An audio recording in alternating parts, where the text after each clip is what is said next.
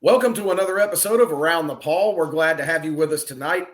I'm Garrett Mitchell. We've got Clifton Barfield and Clifton Kennedy as always. Griffin Barfield and Clifton Kennedy as always.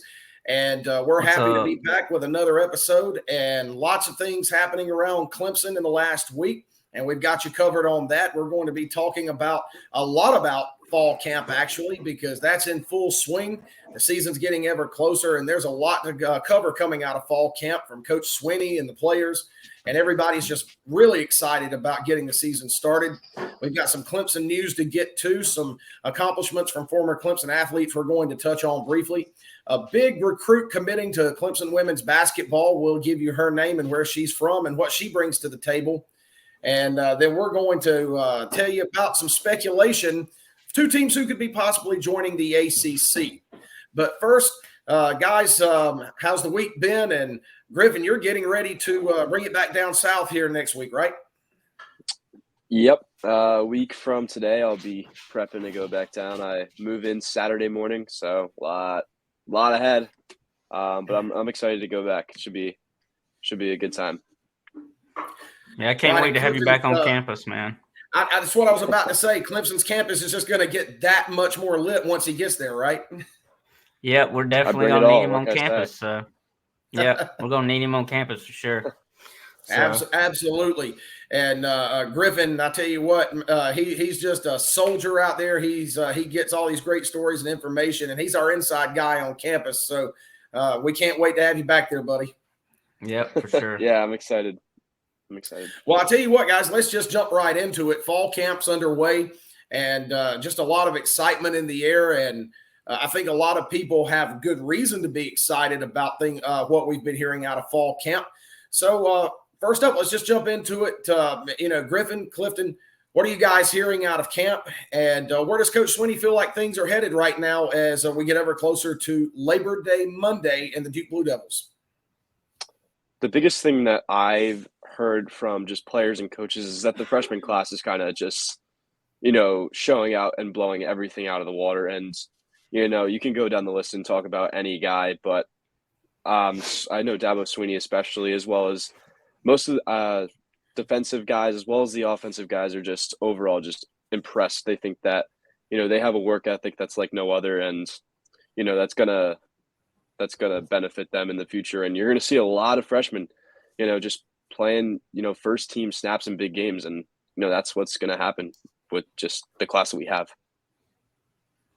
Right. And Cliff, it's a baptism by fire. You've got a lot of these young guys who are going to have to plug and play early. Of course, we've talked at length about Peter Woods and how good he is. And I think everybody in the country is expecting a big freshman season from him.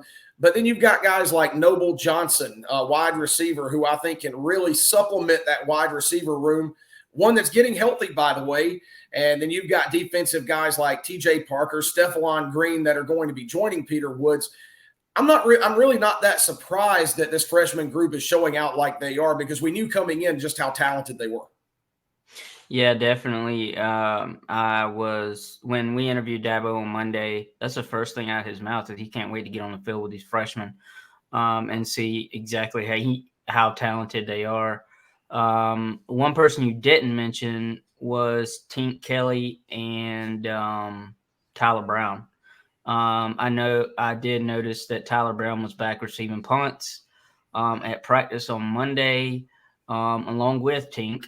And the coaches, from what I hear coming through camp, they're really excited about Kelly, Moosin Kelly. I think that's how you say his name.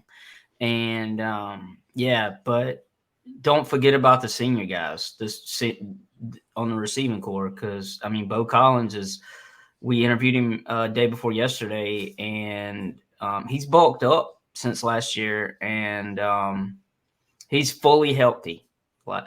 He's not injured at all. He said that in the interview, and he was bragging on these freshmen too about how he has seen them come into their own as a freshman class, and just how they how they pick up the playbook so easily. And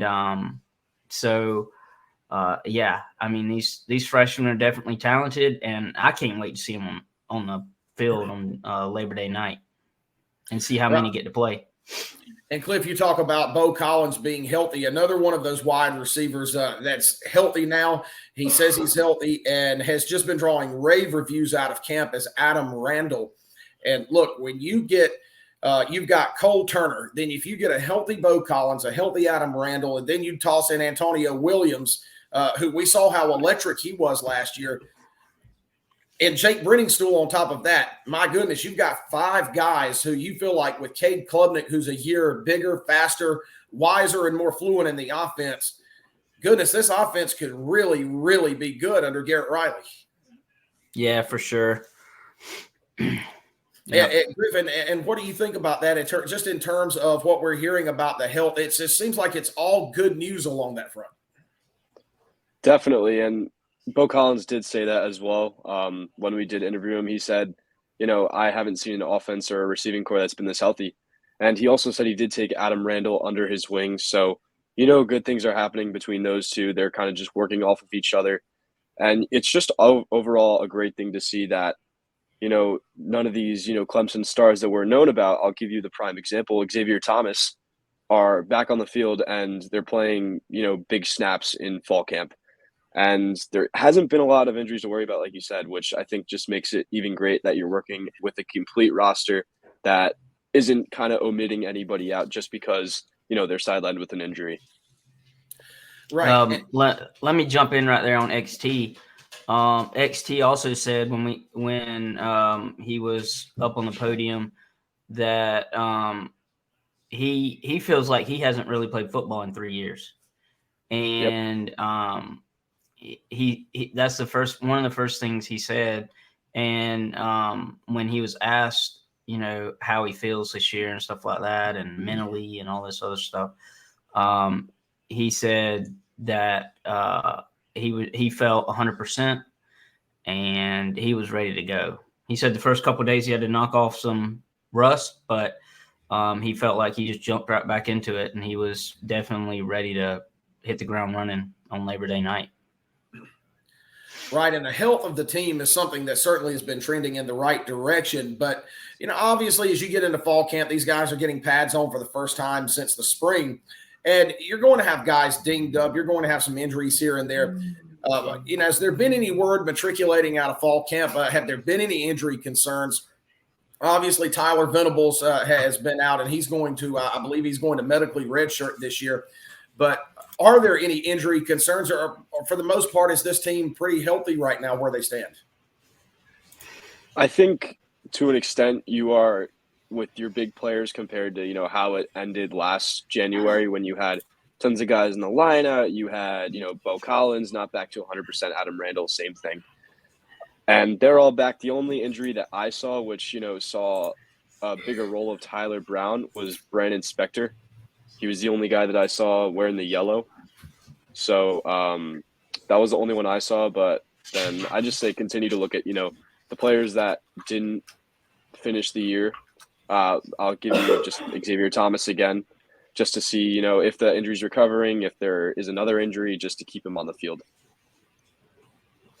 Yeah, there were a couple more injuries that I remember having yellow jerseys on. I'm actually looking it up right now. Miles Oliver was one of them. Yeah, Brandon Spector, Troy Stellato with a hammy. Dabo said on the first day of camp that Stellato is not somebody that they're counting on, but if he's healthy and they can use him, it's definitely going to be a plus. You also had Stephylon Green and Jaden Lucas in green jerseys, which pretty much is contact. They're just kind of waiting to get released. So, but other than that, yeah. So I think with some of those injuries, I think one person that could step up, and I mentioned this in my article, is Tyler Brown. Because he's really, along with Tink, they're both making strides, as freshmen. So that freshman class, like we talked about a few minutes ago, is strong. So I'm super excited about that. Right. And guys, what are we hearing in terms of the linebacker room? And we've discussed this before. We talked some on it last week. Starting linebackers obviously are in really good shape. You've got with Jeremiah Trotter, Barrett Carter, Wade Woodaz. That's about as stacked of a starting unit as you can get. But with TJ Dudley no longer in the fold, Coach Swinney has expressed maybe some mild concern about linebacker depth and having to get some younger guys ready quicker than maybe that they had initially thought about having to do. So what's been the word coming from Coach Swinney out of camp regarding the linebackers? What have you guys heard about that? The only thing that I've heard when it comes to the linebacker room is that a lot of the underclassmen are performing, and they said they liked Jamal Anderson the most, that he was making a lot of waves. But that's all I know. I'm sure Cliff knows a little bit more. He attended. That's what I heard, at least. Yeah, I mean, that's about all I heard too. I mean, there were guys out there performing, but when we had a chance to interview everybody, nobody really mentioned anybody that I can remember. So, right. But there's definitely some dudes. There's definitely some dudes back there that I think can pick up if somebody goes down. I'm not saying that's going to happen, but. Yeah, and one of those young guys too, and just a name that I want to throw out there is Kobe McLeod. Of course, he's the younger brother of former Clemson receiver Ray McLeod, and he's another one of those really fast, athletic linebackers, kind of along the same mold as a Barrett Carter, Dorian O'Daniel from a few years ago. He's that type of player, and that's another guy that they might have to bring along a little bit faster. But I think somebody that as the year goes on, you could see Kobe McLeod get some pretty significant snaps. Absolutely. And especially, I think the linebacker room is one of the rooms where you could see maybe an underclassman that, might have not had the chance to shine when TJ Dudley was there, make a huge move, going later on in the season if injuries do happen. So you never know, but, I wish these guys the best. And, yeah. Well, lastly, while we're on the topic of fall camp, let's talk about the obvious, and this has just been drawing rave reviews from everybody since the start of camp, and that's the running backs. And Will Shipley, Phil Maffa, I've seen some thoughts from CJ Spiller saying how fun it is to coach these guys. Cade Klubnik has said on the record that Phil Maffa, in his opinion, is one of the best running backs in the country.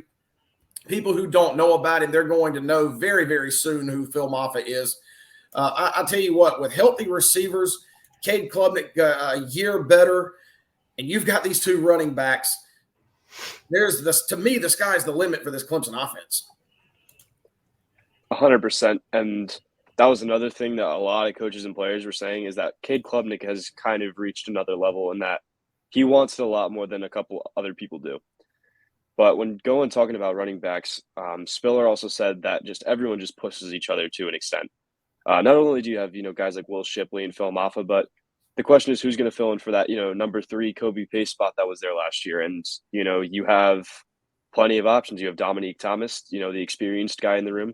You have Keith Adams Jr., and then you have the true freshman Jarvis Green. So if you're CJ Spiller, I'd be over the moon right now because, you just have plenty of options and – just a lot of stuff that you can do, trick plays or, put a freshman in and get good production out of them. Right. And you've got enough there. You've got enough guys, like you said, Griffin, that you can keep legs fresh. You've got options. You've got guys who can plug and play. So if you need to give Shipley a breather, if you need to give Phil Maffa a breather and you still want to use a 2-back set, then you've got guys, like you said, like Adams, Jarvis Green, who can come in and who can still give you some meaningful carries and can produce on offense. And, I think that we could see, a good bit of these guys that are kind of down the depth chart in these first couple of games. Obviously, Duke is a huge game. But I think in, games against Charleston Southern and Florida Atlantic that aren't necessarily as big as the other games, you could see a Dominique Thomas, a Keith Adams Jr., and, maybe give Shipley and Phil Maffa a break. And just comes to show, I don't think fans will, have to wait and see these freshmen for much longer. I think that, they'll make waves. I think it just says for the whole freshman class. I'm talking about Jarvis Green right now, but I think that a lot of freshmen will be seen, and fans won't have to wait long for them. You're right. The future certainly is now. A lot of excitement, again, as we said, coming out of fall camp, and we'll have more in the coming days. And again, we're getting ever closer to that first game. We're under a month away now. It's August 9th, and that first game is about 25, 26 days away up in Durham against the Duke Blue Devils. So we'll be keeping an eye on fall camp, and then as they get into practice, get ready for inter-squad scrimmages here in the coming weeks. Just a lot to be excited about. And so is other things happening around the Clemson athletic world. And just some news that we'll pass along. And the first being big news for the women's basketball program. Let's just drop this in here real quick, Griffin. Consensus 5-star recruit from Clarksville, Tennessee, committing to the women's basketball program. Her name is Amari Berry. And I'll tell you what, for a program that's trying to build itself up and build itself into a competitive program, landing a consensus 5-star top 15 recruit like Amari Berry, that's big time. I'm sure the number 2 guard out of the class helps. At number 7 overall in the class, that's a slam dunk, no pun intended. She's going to provide immediate scoring. Amari Berry, 26.1 points per game as a junior, and she still has a year left. So if you're the Tigers, I think, you got maybe your keystone guy for the future, where keystone girl, where you can just build around her and, recruit other people by just saying, hey, we have Amari Berry and we have a, 5-star recruit, number 2 guard, number 7 overall. And I think it's just a building block. I think it's just a start for the Clemson women's team, especially when, you get a little market, as I should say on her. Right. I agree 100%. You get a recruit like Berry, and then you start to have some success building around her. Then what that does, and we saw Dabo Swinney, he built the football program in the same way. He got some guys in that were just primetime players. They started having success. They started winning, and that just made other top recruits want to come to Clemson. And I think you could see the same thing with the women's basketball program and Amari Berry if you start to put those wins, piling up those wins, especially in the ACC. So something to keep a watch on, and I think exciting times for the women's basketball program. And also exciting times for a former Clemson golfer who's making a big name for himself on the PGA Tour. Lucas Glover last week came away with a tournament victory. It was the Wyndham Championship. And Lucas, I'll tell you what, Griffin, he just continues to rise up the ranks among the best golfers on the tour. He's on fire right now. Absolutely. And when you shoot a 62 and a 64 in one, in 2 rounds, that's incredible. And, you have to feel it for the guy. He won on his late grandfather's birthday. And, like you said, he's just going up, and you see these golfers, running on heaters, they can come away with a major. And I know Lucas Glover already has one with, winning the US Open, but I think, it's could be the start of something. And, I'm excited to watch it and see how it unfolds. Absolutely. And any way you slice it, Lucas Glover, just a tremendous representation of Clemson University, what Clemson athletics are all about. And I'll tell you what, we love to see the success that he's having right now. And personally, I think it's going to continue for a long time the way he's playing. Oh, 100%. Absolutely. And, I wish him nothing but the best. I hope he does make Clemson proud. Absolutely. And, we would be remiss if, while we're talking about Clemson news, this is the big one. Of course, if you follow national media and preseason polls and all of that good stuff, the first coaches poll of the year is out, and Clemson slotting in at number 9 in the coaches poll. Griffin, what do you think about that? I mean, is that too low coming in? Is it about right where they should be given the last 2 seasons? Or do you think that that's a little bit of a disrespect in terms of what Clemson brings back and the moves that they've made in the offseason? Honestly, I like the position. I thought, Clemson could go probably between, the 7 and the 10 mark. Because obviously you have the consensus, Georgia, Michigan State, Ohio State, Alabama. And, I think that Clemson, based off, the team that they have, can fit right under there perfectly. But I think, like you said, having Florida State a spot above them could be used as motivation. As I'm sure that the 3 of us would disagree that Florida State is over Clemson. But I'm sure that, you just got to let the football do the talking at the end of the day. It's only these teams haven't played a game all year. Take it as motivation. You got it's just all, you got to earn your spot up there, So I don't really see past it right now. I think it's a good way to kind of stack up all the teams, but you got to let your playing on the field do the talking. So I'm not going to let it, bug me. Right, and Clifton, welcome back into the show. And I agree with Griffin in the sense that I think 9 is probably a good position for the Tigers coming into the season. I think it shows that there are enough coaches out there who still think highly of the Tigers and understand what they bring back. But at the same time, it gives a little added motivation to see who they have just above them in Florida State. And so you're not so far back that you're fighting to catch up in the poll, but you're still close enough that with some big wins early, especially against Florida State and Duke to open the season, you could very quickly go from that number 9 spot and vault your way into the top 5 pretty quickly. Definitely. And like he said, having them above us and then them coming to play the 4th game of the season, being undefeated when we play them, and both teams being undefeated, making it a highly matchup. Everybody's going to be looking towards that game if we're both undefeated, and it's definitely motivation. And I think Clemson will be ready for it. And like I was talking about earlier, I think these freshmen, I'm high on all these freshmen, man. They're looking really good, man. And I really think some of these freshmen can really possibly make a difference in that game. Yeah, no doubt about it. Well, just while we're on the topic of the coaches poll and preseason rankings, we had some fun at the expense of 247 Sports last week. Well, we're going to have just about 45 seconds worth of fun at the expense of Aaron Murray, former Georgia quarterback, who released his list of most overrated college football teams today. And his number 1 most overrated team were the Clemson Tigers. And I tell you what, guys, I read it. I wish I hadn't. I feel dirty for having read it, but he did everything but outright say Clemson was just not a good football team. If you can read between the lines that he's trying to put out there. And, frankly, with all due respect, he was a good quarterback. Not good enough to beat Clemson in 2013. I know because I was there.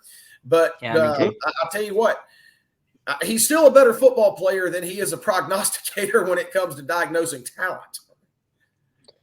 Right. And, I know that he kind of slammed Dabo for his, use of the NIL there too. And, the transfer portal, no, that's what I should say. But, at the end of the day, it's not kind of like an end of the year awards that Clemson's the most overrated team. It's, just based off how they played last year, the ending to last year, and, how the team stacks up compared to other teams. I'm trying to do the benefit of the doubt here, but, the same thing as I was saying as the coaches poll, just let the football do the talking. Use it as motivation. Put it in the locker room. It's not really worth anything right now. It's just putting depth chart to depth chart. So, I wouldn't, once again, just not let it bug me. I wouldn't put it past me. Just prove them wrong. Right, exactly. And I would tell Clemson fans, you know what? Just file it away in the memory bank, and at the end of the regular season, if you're 12-0, if you're playing for an ACC championship, then just go back and bookmark that tweet and go back and remind Mr. Murray that you predicted Clemson to go 9-3, and the last I checked, 12-0 was better than 9-3. So we'll hope that comes to pass, and we'll just file that away for future reference. Who knows? We might be revisiting that thought come early December. And I certainly hope we are. But before we wrap up, one more thing about 24/7 Sports. They came out with a top 10 quarterbacks, and and they didn't even put Cade even in a 10. But yet there are people out there saying that Cade's gonna be in the running for a Heisman. Is he or is he not? I don't care. Just decide. Is he going to be in the running for a Heisman? Is he not going to be in the running for a Heisman? Are you going to put him in your top 10? Are you not going to put him in your top 10? multiple people are saying two different things from the same outlet sometimes. And it just, I mean, I guess it's just an opinion of the person, but yeah, it just, they didn't even put him at number 10. Like, I don't know. This is another reason to bash 24/7 Sports. Well, it's all contradictory. So, but they'll get their ducks in a row one day, and again, like we said, maybe it'll take a few Clemson wins for them to do that. But Clemson, they always live, and Dabo thrives on proving people wrong. So it's just more fuel to add to the fire. Yep. Right, and I think that the only reason why Cade Klubnik's not on the list is just because that he hasn't proven it yet. Obviously, we know the potential. He's a 5-star recruit. But every quarterback on the list, Drake May, Caleb Williams, Sam Hardman, Quinn Ewers, they've all played a year. They've all played a full year. Cade Klubnik has started one game. Yeah. Which I wouldn't be surprised at the end of the year that he would be here. But another thing is Jordan Travis isn't here either for Florida State, which, I think that he should be there. Maybe. Yeah. I don't know. But yeah, maybe – I don't know. Maybe at the end of the season, I'd go back to this as well. Just say like, wow, big misses, big winners. Who knows? But I wouldn't put it past it. Yeah, we'll bookmark it and we'll come back to this in December, and hopefully we can say we told you so. Well, before we wrap things up tonight, let's talk about some big news around the ACC. I guess this is impactful for everybody that's currently a member of the ACC, and that is strong word that there could be 2 teams from the West Coast coming east to join the ACC, and that is Stanford and Cal out of the Pac-12. So that's been the hot topic of the last couple of days that's been matriculating around ESPN and other national media sites. I'll tell you what, Clemson and Florida State to the Big Ten, that was crazy enough, but at least geographically that is nowhere near as crazy as Stanford and Cal coming to the ACC. Boy, you're talking about some long trips if you've got teams in South Carolina, California, and vice versa. Yeah, it's gonna be one fun road trip for them and for us too. If we have to cover a Cal game, I'd go to California. But it would be a good trip. I'm not gonna lie. Yeah, it would be cool, but I wouldn't go to California on a regular basis, but I'd go to watch them play Stanford or whoever, Cal. I'd watch them go play Stanford. I would watch them go play Cal, but I think it's crazy that they're even being considered to be in the ACC because the name of the conference is called the Atlantic Coast Conference, not the Atlantic Pacific Conference. You know what I'm saying? So, I mean, I think it's stupid, but it would be a fun game to go cover. Well, let's just rebrand it at that point and call it the ATPAC Conference. AT-PAC, the Atlantic Pacific Conference, the ATPAC. So, you might as well at that point. I mean, if you're going to send teams from coast to coast to play each other, you might as well give it a catchy name. Yeah. Right. Yeah. They might need to take you up on it, change the name. So, but we'll see. We'll see. I mean, there's been in the last 24 hours, I had somebody text me today that said, hey, here in Clemson and Florida State are going to the SEC. Well, they've been saying that for months now, probably even a couple of years, and nothing has come of it. So when it comes to these conference realignments, it's really come down to I'll believe it when I see it. Yeah, that's exactly. I mean, I think we've heard so much stuff where like it's just like, all right, just show it. I'm kind of done of hearing rumors. Yeah. Well, that's going to do it for the show tonight, and we hope you enjoyed it. And again, with fall camp coming along, and we're going to have a lot of stuff coming up in the next couple of days and weeks. And again, we invite you to check out ClemsonSportsMedia.com. We've got daily videos and stories going up right now. It's rapid fire with fall camp, and we're right on top of it for you here at Clemson Sports Media. You can follow us on Twitter, or should I say it's X now. I had to update my app today. Thank you, Elon. But you can follow us at C Sports Media and subscribe to us at Clemson Sports Media on YouTube. we're everywhere and anywhere, and we've got all that information for you. And we certainly appreciate you checking us out and, reading and watching everything we do. So we've got a lot coming up here on future episodes. We'll have more from fall camp next week as things get closer to the season opener. Again, like we said last week, we're working on having some special guests come on in the coming weeks, and we're really looking forward to that. And who knows what could pop up between now and middle of next week. That's why they call it breaking news. And when it does break, we'll have it right here for you on Around the Paw. So we're looking forward to that. But until then, guys, have a great rest of your week. Have a great weekend. And the same to everybody out there who tunes in and watches us. We appreciate you. As we get better at this, we love doing it. And we look forward to talking to everybody again next week. Again, I'm Garrett Mitchell. Clifton Kennedy and Griffin is getting ready to move back down to Clemson from New Jersey next week. So the next time we talk to him. Can't wait to have him on. Yeah, he'll be back in the Palmetto State next time. One more weekend on there. One thing to kind of plug right quick. I don't know if y'all seen these, but one of our guys is putting out videos about breaking down Garrett Riley's offense. Absolutely. And so go check those out on our channel too, because the guy's definitely knowledgeable. His name's Dustin Black, and he knows what he's talking about. And the videos are super popular right now. So go check those out if you want to know more about Garrett Riley's offense. Yeah, and it's something unique we have here at Clemson Sports Media. We're very excited about it. So, yeah, go check him out. Can't recommend that highly enough. But for now, until next week, Garrett Mitchell for Griffin Barfield and Clifton Kennedy, this is Around the Paw signing off. And as always, go Tigers. Go Tigers. Go Tigers.